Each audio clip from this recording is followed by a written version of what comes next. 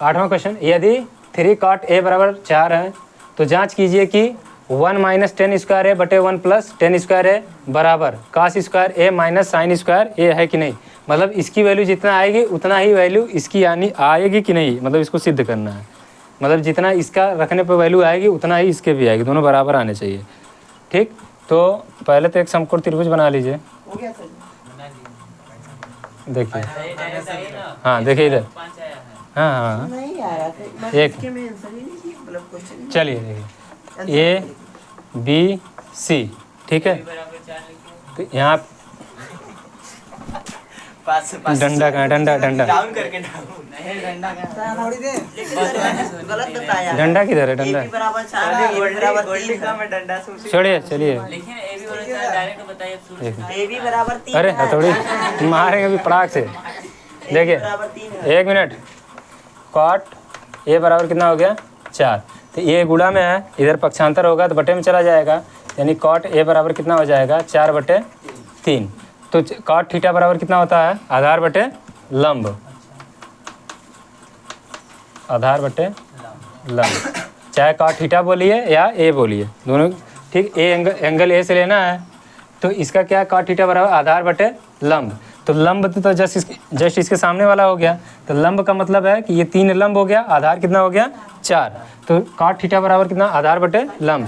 तो आधार तो नीचे, मतलब लंब पहले देखना, तो लंब कितना हो गया 3 हो गया, और आधार कितना हो गया, इन दोनों भुजाओं में सबसे छोटी भुजा कौन है, ये ए बी है, तो ये क्या बन गई आधार, आधार कितनी हो गई 4, यानी ए सी ज्ञात करनी है, यानी कर्ण ज्ञात करना है।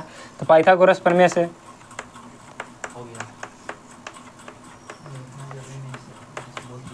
नहीं तो लिखना तो पड़ेगा ना, इसमें बताएंगे तो लिखना पूरा पड़ेगा ना। पाइथागोरस प्रमेय से यानी ए सी का स्क्वायर बराबर ए बी का स्क्वायर, विशाल चाहिए, ए बी कितना ही है,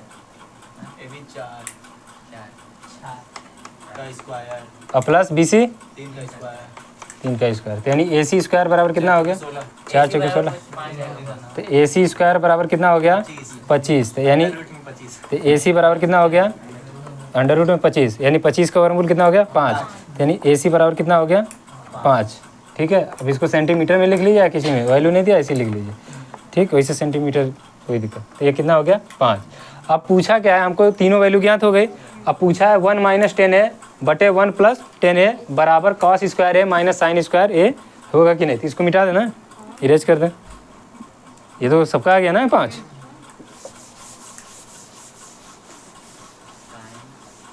ठीक है, अब इसको लिखिए पहले क्वेश्चन को, तो कितना हो गया 1 माइनस 10 स्क्वायर ए बटे 1 प्लस 10 स्क्वायर ए, ठीक है, और बराबर कॉस स्क्वायर ए माइनस साइन स्क्वायर ए, ठीक है। अब एंगल सब ए ही दिया है, किसी का चेंज नहीं है, यानी सब जितने भी अनुपात ज्ञात करने हैं सब ए से ही ज्ञात करने हैं। तो 1 अपने जगह है, माइनस 10 थीटा बराबर कितना होता है लंब बटे आधार, देखिए लाल बटे कक्का, ठीक है।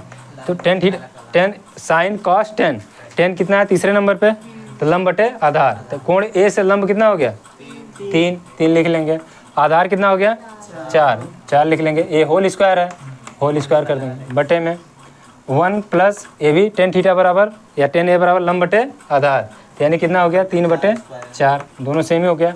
अब बराबर, अब इसको देखना है कास थीटा बराबर कितना होता है लंब बटे कर्ण, आधार बटे कर्ण, कास दूसरे नंबर पे है तो आधार बटे कर्ण, आधार कितना है 4 और कर्ण कितना है, कर्ण 3 कहाँ से 5 का whole square, minus sine theta बराबर या साइन ए बराबर लंब बटे कर्ण, तो लंब कितना है 3, तो 3 लिख लो, और कर्ण कितना है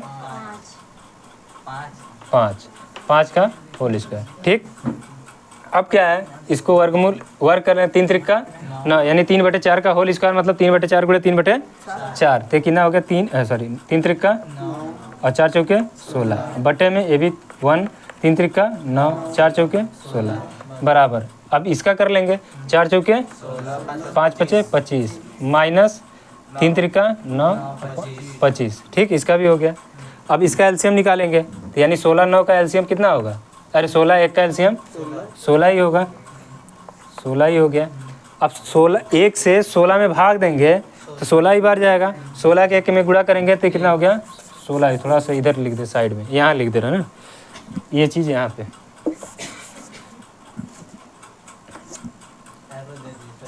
नहीं ये इसका है तो 16 ही हो गया, ठीक है। तो 16 एक कम 16 और माइनस 16 से 16 में भाग जाएगी तो 16 एक ही बार जाएगी, एक में 9 का गुणा होगा तो 9 ही होगा, ठीक। अब बटे में ये भी 16 एक का लासा 16 ही हो गया। अब देखिए 16 एक का एक मतलब 16 में एक का भाग देंगे तो 16 बार ही जाएगा, 16 एक का में 16 हो गया, प्लस 16 से 16 में भाग देंगे तो एक ही बार, 9 एक का में 9, यानी 16 से 16 कट गया। इधर देख लीजिए पहले, और 16 और 25 का एलसीएम निकालेंगे तो 25 और 25 का एलसीएम कितना होगा 25 ही होगा।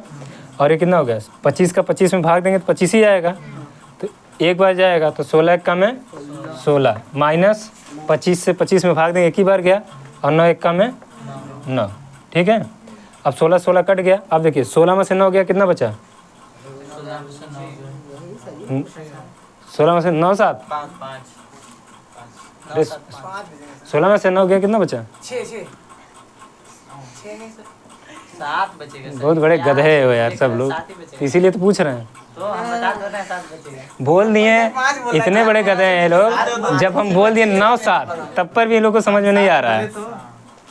चलो तो ये कितना हो गया 7 और 16 9 25 हो गया, ठीक। और बराबर में 16 में से 9 गया कितना बचा 16 में से 9 गया कितना बचा 7। हाँ 7, अब बटे कितना हो गया 25, यानी ये दोनों बराबर आ गए ना।